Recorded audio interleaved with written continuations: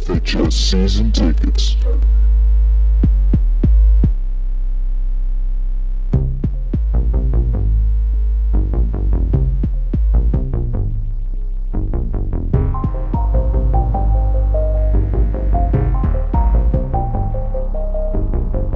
Welcome into another episode of FHS Season Tickets. I'm Michael, and today I'm going to be by myself. Had to record this by myself as my co-host and my cameraman are not here today, so I'm going to be talking about conference tournaments in college basketball and my opinions about them, especially in the mid-majors, because that's where conference tournaments in March really do matter. And there have been a lot of problems with conference tournaments. They obviously make a lot of money, but in this video I'm going to be breaking down all the problems that go on with conference tournaments and how we can maybe fix them.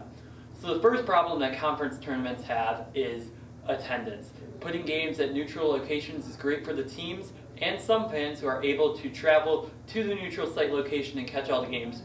But the problem with this is that it is never really close for one set of fans, and lots of fans have to travel through multiple states and spend multiple nights in a city that they wouldn't usually spend in, and they're not sure how long their team is going to be in the tournament, so they have to kind of plan for a different amount of nights in hotels and stuff like that. It really is just an overall difficult experience for fans to get into the games, and lots of times in the lower level conference tournaments and also in upper level conference tournaments, you see not a lot of fan support in these games, especially in the day games. Like, there's a game going on right now as I'm recording this. It is noontime on Wednesday, so the ACC tournament's going on right now. I know the SEC tournament's going on later today, and it's going on all day tomorrow, so you're not going to see the great crowds there. And the second problem that conference tournaments have, which is a huge problem, is that it doesn't reward the regular season champion. Now, this really came up when Monmouth was playing. They won their conference by a couple games, and they were playing the 4th seed in the conference tournament semifinals, and the conference tournament is held at the 4th seed's home floor. So yes, the 4th seed had a home game over the number 1 seed, which lots of people found very ridiculous, and I too was one of the people that said that this should not be happening. Now, how do we solve this? There's a lot of things that can go into this, but I say that you have to have lots of buys for the top seeds or the top 2 seeds in the conference tournaments. I feel like really making the top 2 seeds have the best possible chance to ever make it to the championship is what they should want.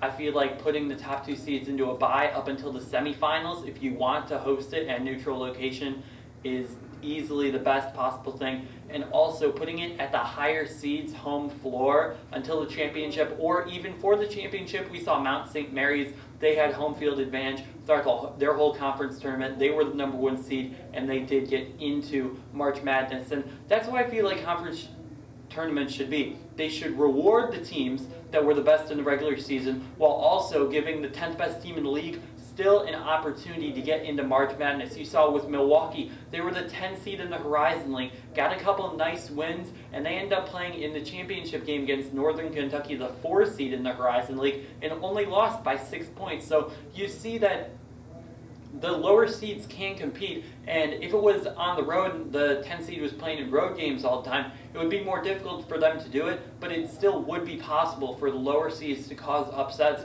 and also you would see overall better mid-majors in March Madness.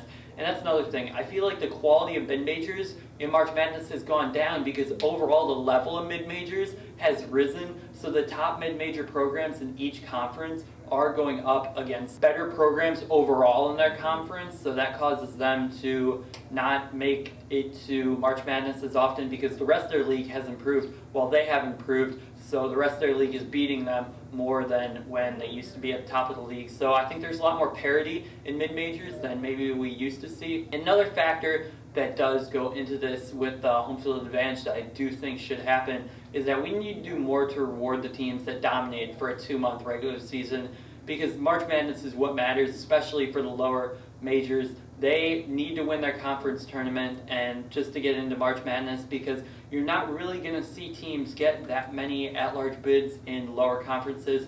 We've seen Wichita State go through a lot of difficulty. They had to go to Dayton after they didn't win their conference tournament. Northern Iowa won it last year. We might see Illinois State miss out on the tournament this year. They're another really solid mid-major. They were the number 2 seed. Playing against Wichita State kind of gave them an unlucky break, but I think we should be rewarding the teams that did dominate for the 2-month regular season and give them the best chance to still win the conference tournament, but we should not give it to them. Like somebody proposed putting the number 1 seed at a 10-point advantage over any other team. I think that's just ridiculous. The game should be played evenly, even though a home court advantage is definitely not even. You see home teams win so much more often than road teams. So giving them anything but a point advantage, I would say, would be a good thing towards the number 1 seed. So giving them extra breaks, forcing some other teams to be traveling, and also putting it at their home floor. I think those are definitely 3 positive steps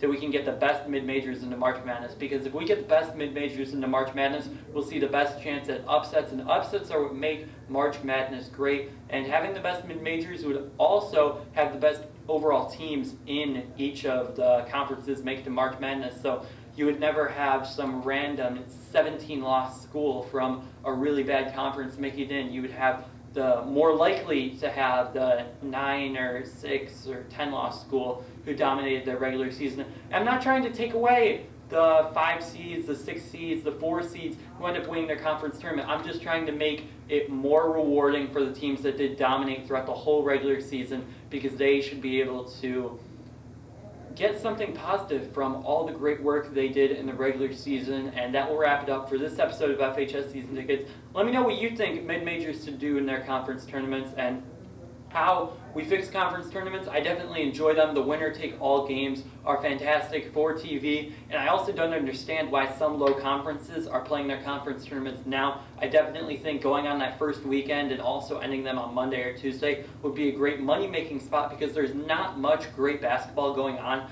Monday or Tuesday of this week. So having your conference tournament championship being held then gives your league a great chance to be able to shown throughout a national stage. Like the MAC tournament, their championship's on Saturday night, and there's the ACC championship that day, I think. You've got the Big 12 championship or semifinals. You have the SEC semifinals. You have the Atlantic 10 semifinals. You have the Big 10 semifinals. Like, there's a lot going on that night. So the MAC doesn't get appreciated as much as it would be if it was on a Tuesday night, where it would be the centerpiece for the stage, except for Gonzaga St. Mary's yesterday. It would be the second biggest game. So I think that is what some other mid-major conference tournaments should think about.